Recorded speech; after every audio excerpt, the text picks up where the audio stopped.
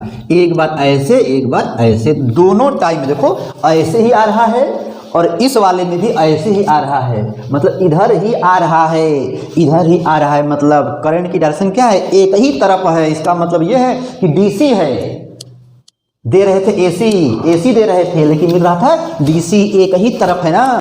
Class 12th के मेरे शेरों श्रेणियों, full wave rectifier, PN diode as a full wave rectifier, ये आपके पेपर में ना, पेपर को छेद करते हुए बार बार पूछता है, या पूछेगा PN diode as a half wave rectifier के रूप में कैसे कार्य करता है, या कहेगा कि PN diode as a full wave rectifier की तरह कैसे कार्य करता है। लॉन्ग टाइप में आता है UP board exam class 12th के मेरे शेरों श्रेणियों।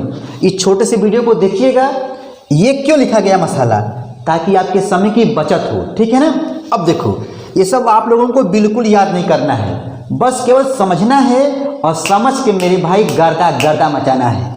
देखो ये जो मसाला जो लिखा गया है, ये दो लाइन, इसमें ये लिखा गया है कि जब पीएन डायोड से, जब पीएन डायोड का हम लोग यूज करते हैं, क्यों करते हैं, एसी से डीसी बनाने में। ओ पीएन डायोड का यूज हम लोग एसी से डीसी बनाने में यूज करते हैं, मतलब रेक्टिफायर में। ओ रेक्टिफायर में पीएन जंक्शन डायोड का यूज करते हैं। तो भैया जब हम लोग 2 डायोड का यूज करेंगे या 4 डायोड का यूज करेंगे, देखो आ रहा है पॉइंट, जब 2 डायोड या 4 डायोड का यूज करके एसी से डीसी बनाते हैं, तब कहेंगे कि PN diode as a full wave rectifier, मतलब पीएन डायोड पूर्ण तरंग दृष्टिकारी के रूप में कार्य कर रहा है। तो बच्चा कहेगा सर जी हमारे में तो बस केवल 2 डायोड यूज किया गया है किताबिया में। मेरे भाई जब आप लोग थोड़ा सा और बड़े होंगे ना, क्लास 12 पास करके जब जाएंगे, कोई कोर्स करेंगे, डिप्लोमा हुआ, बीएससी हुआ, या जो भी मेरे भाई जब करोगे ना, तो उसमें 4 डायोड भी यूज होगा। तो जब 4 डायोड यूज करते हो ना, नॉलेज में रख लो कि 4 डायोड जब हम लोग यूज करते हैं तो उसे कहते हैं ब्रिज रेक्टिफायर। कौन सा रेक्टिफायर, ब्रिज रेक्टिफायर। तो इतना बात बस केवल जानने के लिए है। तो हम लोग लिख लेंगे इसको कि जब पीएन डायोड में, देखो ये मसाला जो है मैं यहाँ पे छोड़ा हूँ ताकि आपको समझा के गर्दा गर्दा मचाया जाए। तो यहाँ पर लिखा है जब एसी से डीसी बनाने की प्रक्रिया में 2 पीएन जंक्शन डायोड या 2 या 4 पीएन डायोड का यूज करते हैं, तब आउटपुट पर फुल वेव प्राप्त होता है। तब PN diode full wave rectifier की भांति कार्य करता है। 2 डायोड का यूज करोगे मेरे भाई तो भी कल आएगा। देखो आप लोग प्रैक्टिकल वाइवा में ऐसे बना के ले गए होंगे मेरे भाई, आप लोगों को दिख रहा होगा, दिख रहा है ना, ये फुल वेव रेक्टिफायर वाला है, ठीक है मेरे भाई। तो गर्दा गर्दा आप लोग मचाते हो मुझे पता है। तो मेरे भाई कहने का मतलब ये है कि आओ पढ़ते हैं। अब उसके बाद हम लोग कहेंगे परिपथ आरेख। तो परिपथ आरेख में यहाँ पर 2 डायोड वाला यूज किया गया है। ये क्या है, ये भैया एक ट्रांसफार्मर है, ये इसका प्राइमरी वाइंडिंग है, ये इसका सेकेंडरी वाइंडिंग है। सेकेंडरी वाइंडिंग में 2 डायोड D1 D2 लगाया गया है और इसके बीचवा में मेरे भाई देखो, बीचवा में ना सेंट्रल टैप्ड किया गया है, सेंट्रल टैप्ड किया गया है। क्या, एक लोड को जो है टेप किया गया है, टेपिंग, ठीक है। तो डायग्राम आप लोग बना लोगे और एग्जामिनर को खुश करने के लिए यहाँ पर लिखिएगा फुल वेव रेक्टिफायर, ये दीजिएगा एसी, ये बनेगा डीसी, एसी से डीसी मेरे भाई बन रहा है। और ये देखो फुल वेव का ऐसा सिंबल है, ठीक है ना। एकदम मेरे भाई गरम मसाला की तरह लिखो यार, एग्जामिनर कहे कि हाँ बच्चा लिखा है, ठीक है। अब देखो ये बन जाएगा, इसके बाद क्या होगा, देखो कार्य विधि ना बच्चा इतना बड़ा में लिखता है, नहीं मेरे भाई आप जो है इस तरीके से लिखिएगा। देखो जब ट्रांसफार्मर के प्राइमरी वाइंडिंग को, देखो पीडब्ल्यू का मतलब हो गया प्राइमरी वाइंडिंग, प्राथमिक कुंडली। ये जब ट्रांसफार्मर के प्राइमरी वाइंडिंग को मेरे भाई क्या दिए हो, बच्चा बोलेगा एसी सप्लाई दिए हैं। तो देखो वही लिखा है, हाँ यार प्राइमरी जो दिख रहा है उसी को सर जी बोल रहे हैं। जब ट्रांसफार्मर के प्राइमरी वाइंडिंग को क्या दिए हो, एसी सप्लाई दे दिए, हाँ दे दिए। तो अब यहाँ पर 2 पॉइंट आएगा, एक पॉजिटिव हाफ साइकिल आएगा, एक निगेटिव हाफ साइकिल आएगा, ठीक है ना। देखो तो स्टेप 1 यहाँ पे लिखो, स्टेप 1 में पॉजिटिव हाफ साइकिल में क्या होगा, देख मेरे भाई पॉजिटिव हाफ साइकिल यहाँ पर है और यहाँ पे निगेटिव हाफ साइकिल है, और ये क्या है, रिजल्ट है, और ये वेव फॉर्म है, ठीक है ना। बस इतना लिखना होता है। तो कहेंगे कि भैया देखो जब S1 जो है क्या होगा, प्लस में होगा, S2 माइनस में होगा। सेकेंडरी वाइंडिंग का S1 क्या होगा, पॉजिटिव में हो, और S2 क्या हो, निगेटिव में हो। अंदर और खेला है, लेकिन यूपी बोर्ड एग्जाम 2023 क्लास 12 के लिए इतना ठीक है। S1 equal to positive, S2 equal to negative, हाँ ठीक। तब ये देखो यहाँ देखो, इसको बोलते हैं P, इसको बोलते हैं N। तो अब बताओ मेरे भाई, इसको बोलते हैं N, तो P को मिल गया प्लस, और P को मिल गया प्लस, N को मिल गया माइनस, N को मिल गया माइनस।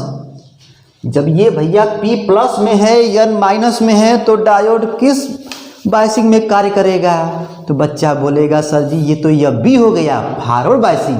तो यहाँ पे लिखना D1 FB में होगा, D2 RB में होगा। कैसे, देखो भैया इसको मिल गया माइनस, P को मिल गया माइनस, N को प्लस। तो कहने का मतलब मेरे भाई देखो यहाँ पर ऐसे होता है, ये प्लस हो जाएगा, ये माइनस हो जाएगा, ऐसे होता है। उतना दिमाग मत लगाओ, बस ये जानेंगे मेरे भाई, देखो ये प्लस है तो ये माइनस होता है, ये माइनस है तो ये प्लस होता है। अंदर बहुत सारा खेला है, मैंने बोला ना बहुत सारा खेला है, लेकिन हम लोगों को यूपी बोर्ड एग्जाम 2023 में लिखना है। तो बस लिखिएगा जब S1 प्लस होगा, देखो देखो देखो एकदम मस्ती में यार, S1 प्लस होगा, S2 माइनस में होगा, ये प्लस ये माइनस, तो ये ससुरा कार्य करेगा, ये कार्य करेगा। क्यों जी, क्योंकि ये FB में है। देखो D1 FB में है, D2 RB में है। तो देखो लिखा है लोड में धारा D1 डायोड के कारण बहेगी। देखो देखो भैया, लोड में धारा D1 डायोड के कारण बहेगी, D2 ससुरा कहेगा हम तो RB में हैं, हम क्या हैं। देखो जब ऐसे वाला जब होगा तो D1 कार्य करेगा, D2 RB में होगा, और जब ऐसे जाएगा ऐसे, तब D2 कार्य करेगा, D1 RB में होगा, फुल वेव प्राप्त होगा, ठीक है ना। अब देख मेरे भाई स्टेप 2 में ये हो जाएगा ना, इसी का उल्टा यहाँ लिखना होता है। निगेटिव हाफ साइकिल में पहले सप्लाई दिया गया है और 2 साइकिल होगा, एक पॉजिटिव हाफ साइकिल होगा, एक निगेटिव हाफ साइकिल होगा। अरे यार तुम लोग लिखते हो ऋणात्मक अर्ध चक्र में, ना ये लिखो नेगेटिव हाफ साइकिल में, इसी का उल्टा लिखो कि अब देखो ये हो जाएगा प्लस में, ये हो जाएगा माइनस में, तो उल्टा लिखो। S1 इस बार क्या है, निगेटिव में है। इसी को देखो इसी को देख करके यहाँ लिखो ना, S1 निगेटिव, S2 पॉजिटिव। तो देख भैया अब यहाँ पर जब ये पॉजिटिव होगा तो D1 देखो यहाँ पर इसको ससुरा को मिला है निगेटिव, तो ये RB हो गया, इसको मिल गया प्लस, तो ये FB हो गया। मतलब इसी का उल्टा लिख देंगे, ठीक है ना, इसी का उल्टा लिख देंगे। तो इस समय लोड में धारा D2 डायोड के कारण बहती है ताबड़तोड़, ठीक है। अरे मेरे भाई मुझे पता है कि आप लोगों को एक बार पढ़ो तो सही, आराम से लग जाएगा। इस प्रकार आउटपुट पर AC के एक पूर्ण चक्र में फुल वेव मतलब DC एक ही दिशा में प्राप्त होता है। देखो यहाँ से अब ये कार्य करेगा, एक बार ऐसे एक बार ऐसे, दोनों टाइम में देखो ऐसे ही आ रहा है और इस वाले में भी ऐसे ही आ रहा है, मतलब इधर ही आ रहा है, इधर ही आ रहा है। मतलब करंट की डायरेक्शन क्या है, एक ही तरफ है। इसका मतलब ये है कि DC है, दे रहे थे AC दे रहे थे, लेकिन मिल रहा था DC, एक ही तरफ है ना, ठीक है, वन डायरेक्शन है। तो यहाँ पर अपने शब्दों में लिख देना कि इस प्रकार आउटपुट पर AC के एक पूर्ण चक्र में फुल वेव DC प्राप्त होता है, जो लोड में A से B की ओर बहती है। अतः हम कह सकते हैं कि PN diode as a full wave rectifier की भांति कार्य कर रहा है। नहीं लिखोगे? लिख लोगे ना। अब देखो एग्जाम में क्या करते हो ना पता है, तरंग आरेख जब आता है ना लिखना होता है आउटपुट मतलब कैसा मिला है, तो बच्चा क्या करता है ना, बस जो किताब में दिया है हो गया। नहीं रे बाबा, एग्जामिनर को इम्प्रेस करना है। देख मेरे भाई, इम्प्रेस करना है तो आप लोगों को कुछ अलग तरीके से लिखो।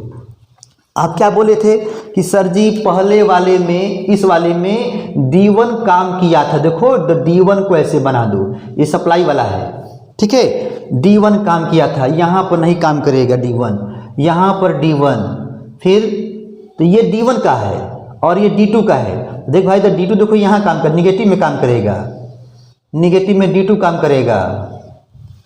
देखो मेरे प्यारे, यहाँ देखो इस वाले में D1, इस वाले में D2, ठीक। तो ये D1 का है, ये D1 का है आउटपुट, ये D2 का है, और ये किसका है, दोनों का है। मतलब अब देखो D1 काम किया, D2 काम किया, D1 काम किया, D2 काम किया, ठीक है ना।